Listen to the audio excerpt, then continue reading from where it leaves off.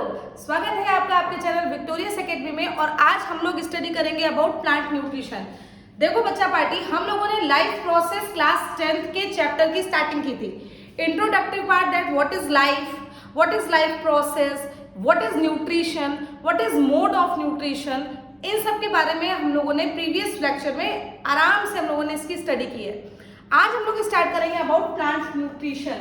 दिमाग में आता है क्या मैम, प्लांट भी न्यूट्रिशन करते हैं और क्या भाई, अगर वो लिविंग बीइंग है तो न्यूट्रिशन नहीं करेगा।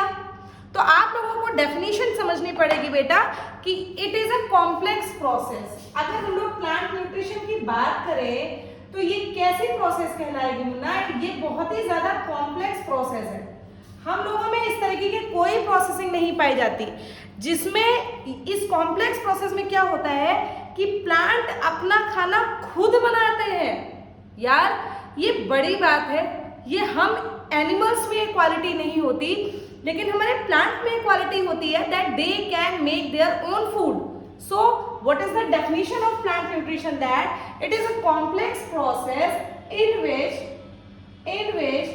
plants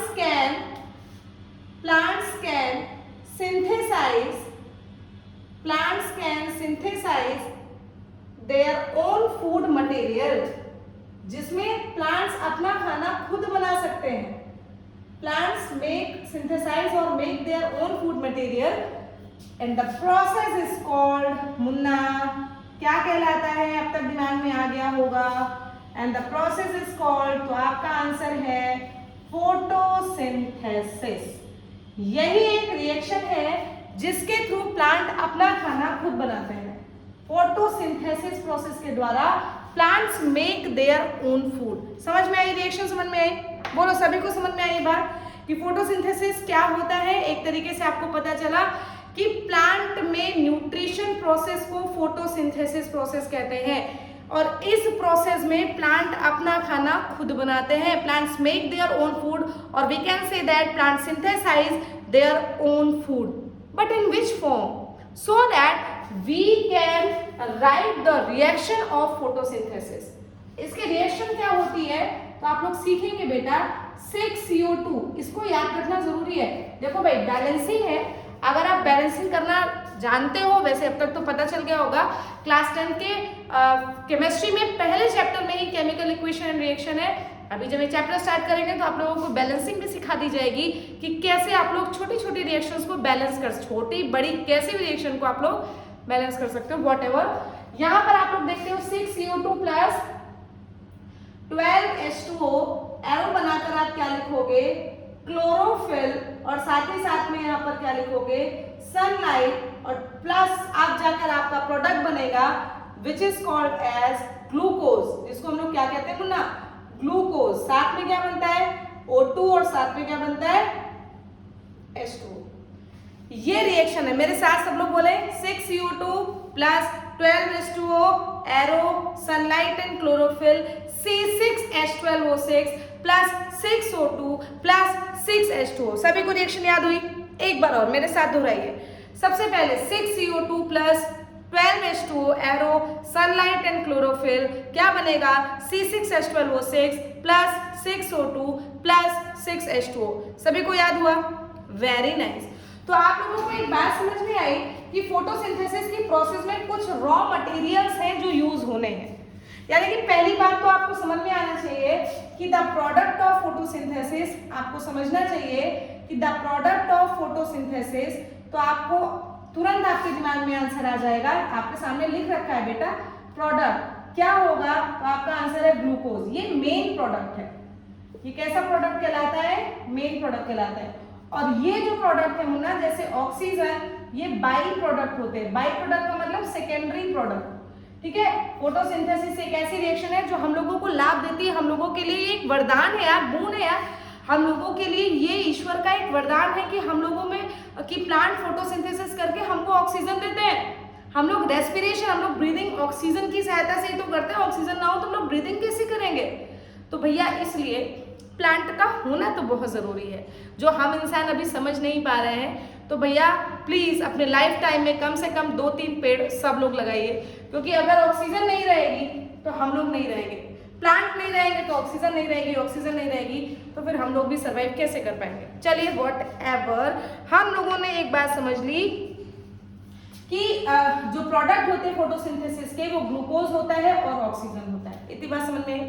इसी ग्लूकोज को देखा जाए बेटा तो जब ग्लूकोज बन गया तो प्लांट में इसका यूज भी तो होगा। तो इसके आगे का पॉइंट समझते हैं। दिस कार्बोहाइड्रेट, ग्लूकोज कार्बोहाइड्रेट है ना टाइप का, तो दिस कार्बोहाइड्रेट या फिर glucose is used by plants, हमारे प्लांट्स के द्वारा इसका यूज होता है, भर भर के यूज होता है। और जब भाई एक्सेस में बहुत सारा फोटोसिंथेसिस में लीफ बहुत सारी होती है, हर उस लीफ में क्लोरोफिल होता है, सनलाइट फ्री में मिलती है, CO2 फ्री में मिलता है, ये सब चीजें एनवायरनमेंट में फ्री में मिलती हैं प्लांट को, तो आपको फ्री ऑफ कॉस्ट ये सब भी फ्री ऑफ कॉस्ट बनता है। तो बेटा बहुत एक्सेसिव अमाउंट में ग्लूकोज वगैरह का फॉर्मेशन होता है प्लांट में, तो थोड़े से मात्रा मतलब ज्यादातर कार्बोहाइड्रेट की मात्रा को तो प्लांट्स के द्वारा यूज कर लिया जाता है, लेकिन अगर थोड़ी बहुत मात्रा बच जाती है तो उसको प्लांट में स्टोर किया जाता है। उस स्टोरिंग कार्बोहाइड्रेट को हम लोग कहते हैं स्टार्च। क्या सीखा आपने कि प्लांट में खाना बनता किस फॉर्म में है, तो आपका आंसर होगा ग्लूकोज। प्लांट में खाना स्टोर किस फॉर्म में होता है, तो आपका आंसर होगा स्टार्च। कन्वर्जन हो जाता है स्टार्च का, इस बात को ध्यान रखना कि प्लांट में खाना स्टोर होता है स्टार्च के फॉर्म में, और जब भी कभी प्लांट को जरूरत होती है स्टार्च फिर से टूटता है और प्लांट को उपलब्ध हो जाता है।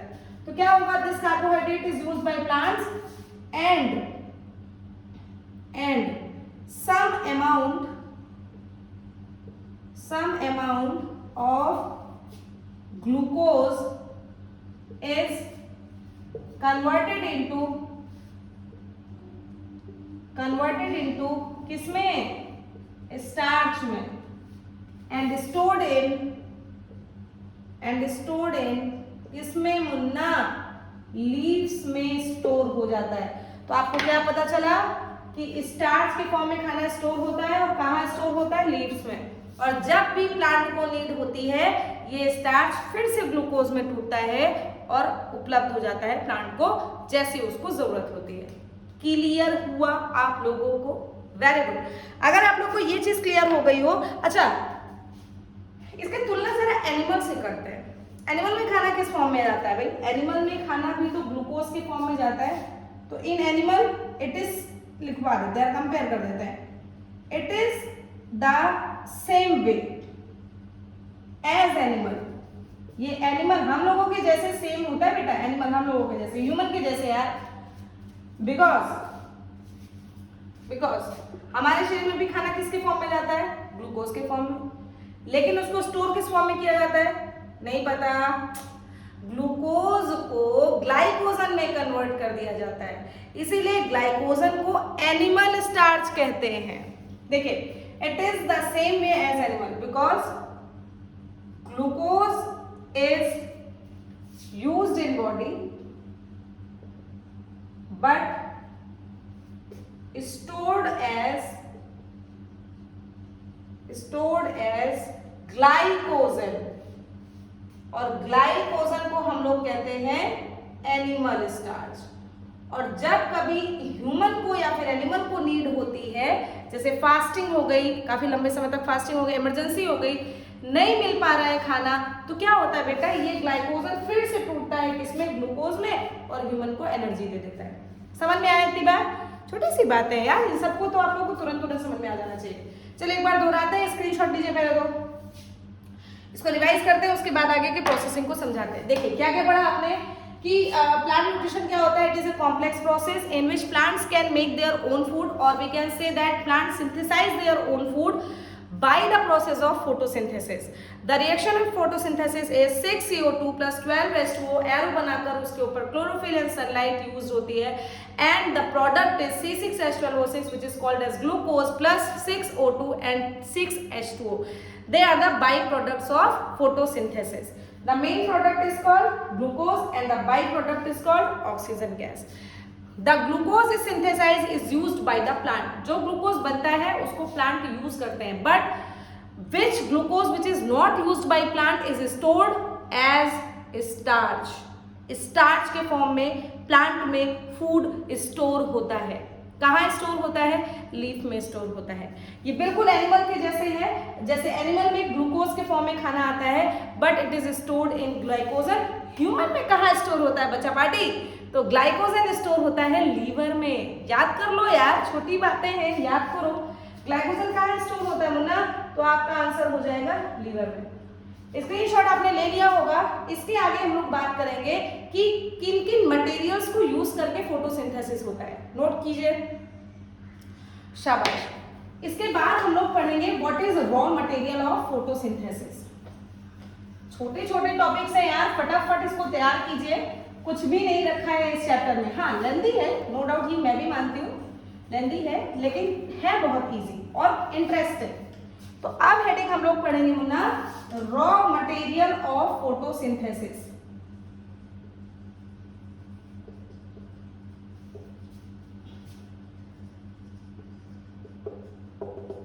डायरेक्टली बोर्ड में क्वेश्चन आता है कि कौन कौन से रॉ मटेरियल फोटोसिंथेसिस प्रोसेस में यूज होते हैं। अच्छा, what is raw material? Munna, raw material का मतलब होता है कच्चा पदार्थ। जैसे हम लोग अपने घरों में खाना बनाने के लिए कच्ची दाल, कच्चे चावल, कच्ची सब्जी सबका यूज करते हैं और फिर खाना पकाते हैं, वैसे ही प्लांट को ग्लूकोज बनाने के लिए भी कुछ रॉ मटेरियल की जरूरत होती है। अब तक आप मेरा इशारा समझ गए होंगे मुन्ना कि कौन कौन से रॉ मटेरियल होते हैं। तो आपका आंसर होगा, मैम आप पहले ही बता चुके हो कि कार्बन डाइऑक्साइड का यूज होता है। मैम आप ये भी बता चुके हो कि वाटर का यूज होता है। थर्ड नंबर पे मैम आपने एरो के ऊपर लिख रखा था सनलाइट, और चौथे नंबर पर आपने लिख रखा था क्लोरोफिल। तो मेरे ख्याल से मैम इन्हीं चारों रॉ मटेरियल का यूज होता होगा। तो मेरा आंसर है, शाबाश बच्चों, आप लोग तो सीख गए। ठीक है, मेरे साथ कुछ पॉइंट्स को और समझते हैं। क्या कि कार्बन डाइऑक्साइड प्लांट को मिलता कहां से है, या फिर वो प्लांट को मिलता तो है, लिया कहां से जाता है, प्लांट के अंदर कैसे घुसता है। ऐसा तो है नहीं कि बंदूक दाना हो, कार्बन डाइऑक्साइड अंदर आ गई, वाह, ऐसा नहीं होता है बेटा। स्ट्रक्चर प्रेजेंट होता है जिसके थ्रू CO2 वाटर ये सब प्लांट बॉडी में एंटर करते हैं। तो सबसे पहले आपको पता चला कि CO2 it is present in atmosphere. बहुत सारा यार, ह्यूमन की पॉपुलेशन इतनी सारी है, रेस्पिरेशन कर करके, ब्रीदिंग कर करके खूब सारा CO2 हमारे एटमॉस्फेयर में मौजूद है। तो it is present in atmosphere. ठीक, कैसे प्रेजेंट है?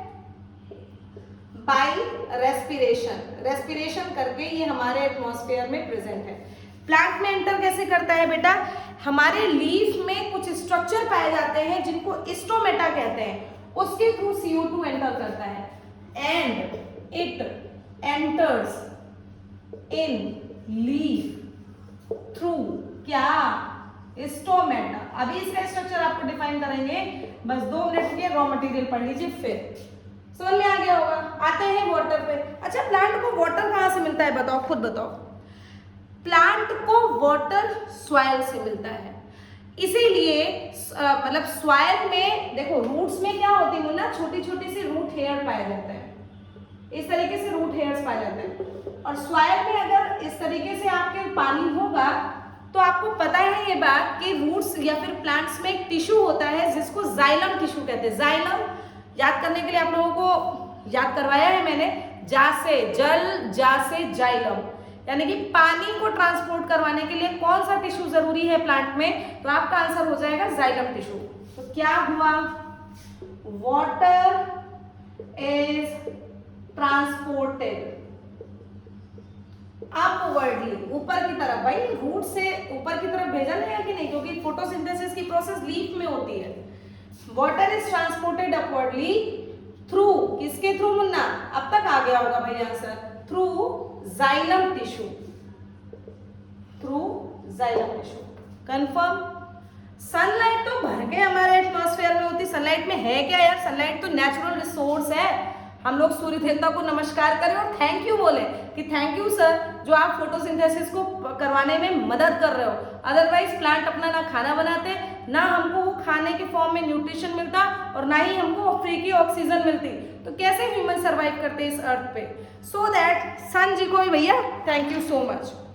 तो सनलाइट के साथ साथ कुछ अनदर लाइट भी हमारे फोटोसिंथेसिस को अफेक्ट करती हैं, रेट ऑफ फोटोसिंथेसिस को अफेक्ट करती हैं। तो पहले तो सन के बारे में लिखते हैं। Sun is the natural source of light, natural source of light, है ना। Intensity and wavelength of light affects the photosynthesis.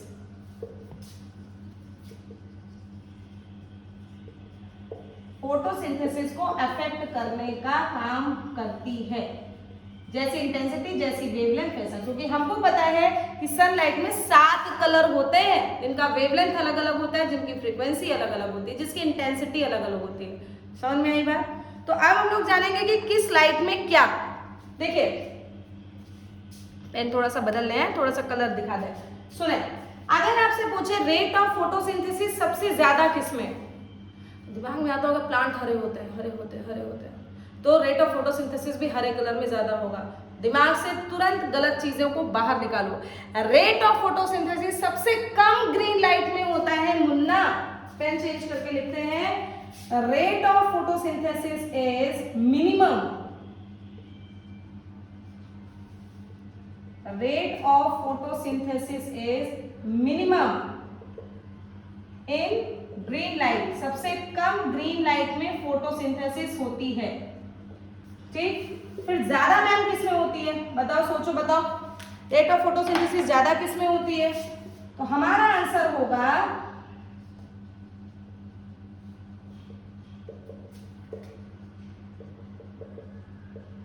In blue या फिर रेड लाइट। याद कर लो मुन्ना, ये क्वेश्चन बोर्ड में आए हुए हैं कि फोटोसिंथेसिस का रेट सबसे मैक्सिमम किसमें होता है, फोटोसिंथेसिस का रेट सबसे मिनिमम किसमें होता है। आप लोगों को एकदम कंफर्मेशन मिल गया होगा कि सनलाइट नेचुरल रिसोर्स है, उसकी इंटेंसिटी, उसकी फ्रीक्वेंसी, उसकी वेवलेंथ, उसकी क्वालिटी, उसका ड्यूरेशन, कुछ भी और चीजों को लिख देंगे, इसकी क्वालिटी, इसका ड्यूरेशन, मतलब लाइट की इंटेंसिटी, क्वालिटी, ड्यूरेशन, वेवलेंथ, जितनी सब होती सब फोटोसिंथेसिस को अफेक्ट करती। नोट में आप लोग ऐड ऑन कर लेंगे, ठीक। और रेट ऑफ फोटोसिंथेसिस मिनिमम किस में होता है, ग्रीन लाइट में, मैक्सिमम किस में होता है, ब्लू और फिर रेड लाइट में। समझ में आया? Very good. फिर हम लोग 4th नंबर पे, मैं थोड़ा सा ऊपर हो गया, नीचे करता है। 4th नंबर पर क्या आता है मुन्ना? अभी आपको पता चला क्लोरोफिल। अब क्लोरोफिल क्या है? देखो भाई, प्लांट में स्ट्रक्चर होता है, सेल ऑर्गेनेल होता है, जिसको हम लोग कहते हैं क्लोरोप्लास्ट। उस क्लोरोप्लास्ट में ग्रीन कलर के पिगमेंट होते हैं, जिनको कहा जाता है chlorophyll.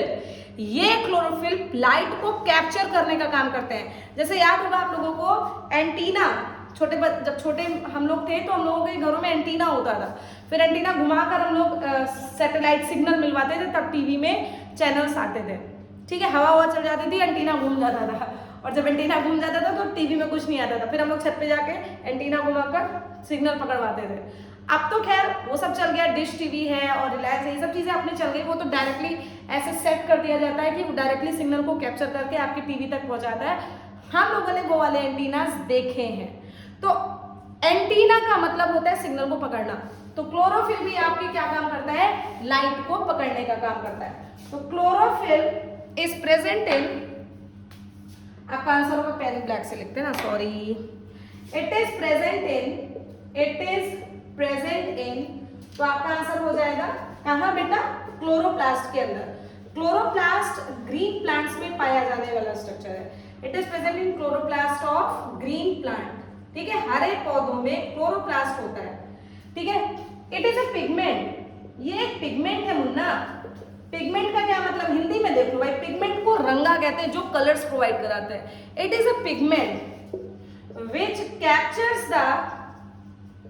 which captures the sunlight and used in photosynthesis। और कहाँ यूज होता है, फोटोसिंथेसिस में यूज होता है। इतनी बातें समझ में आई सभी को? तो कितने रॉ मटेरियल्स हो गए मुन्ना? कितने रॉ मटेरियल्स हो गए? 4 प्रकार के रॉ मटेरियल हो गए जो कि फोटोसिंथेसिस में यूज होते हैं। Carbon dioxide, water, sunlight, chlorophyll. यार कुछ पांचवी चीज ऊपर लिख दे रहे हैं, देखो कुछ मिनरल्स भी होते हैं जो रूट से एब्जॉर्ब होकर फोटोसिंथेसिस में मदद करते हैं, जैसे नाइट्रोजन, फास्फोरस, आयरन, मैग्नीशियम। तो उनका भी यूज होता है फोटोसिंथेसिस में। याद कर लो यार, क्या ही जा रहा है। ये 4 मेन रॉ मटेरियल तो आपको यूज ही करने हैं, साथ में कुछ ऐसी सारी चीजें भी होती हैं। तो हम लोग लिख लेंगे सम मिनरल्स जो सॉइल से हम लोगों को मिलते हैं, लाइक क्या बेटा? Magnesium,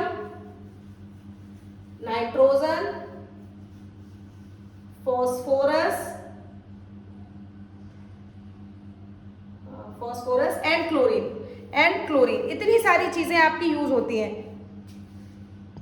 some minerals like magnesium, iron also helps in photosynthesis. ये भी आपके फोटोसिंथेसिस में मदद करते हैं।